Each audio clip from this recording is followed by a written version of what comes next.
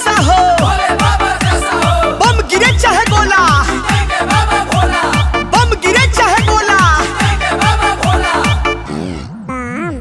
अरे डीजे पुरु मुझे घुमाओ चल जाओ हटी थोर की ऐसा भोले बाबा है ओ घड़दानी कि जटावा से बहुत पानी, कि भोले बाबा है ओ घड़दानी कि जटावा से बहुत पानी।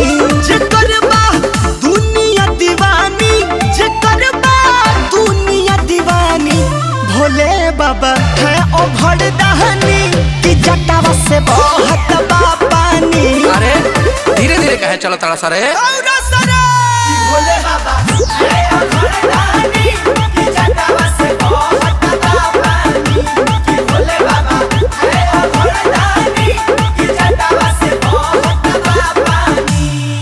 श्याम तनी ट्यून चेंज कर त बाबू जवन जवन मन पर तवन तवन गावसा खूब गावसा। ई का ब्यास पहले जलावा चल के जलावा चढ़ावसा खूब गावसा, खूब गावसा रे भाई मुर्जा लोग ओके। नाचा सखा होके अच्छा जल कहाँ ले उठावल जाई का अरे जल कहाँ ले उठी बतावा तनी नु रे। सुल्तानगंज से भयावा जलावा उठाई है, सुल्तानगंज से भयावा जलावा उठाई है।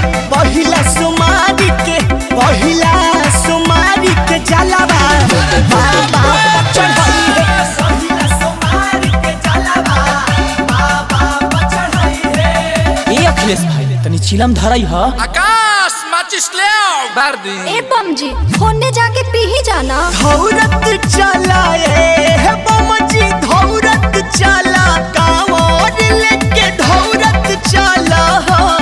किया रे जिंदगी के सारा दुखवा तोरी जाई कांवर लेके धौरत चला हो।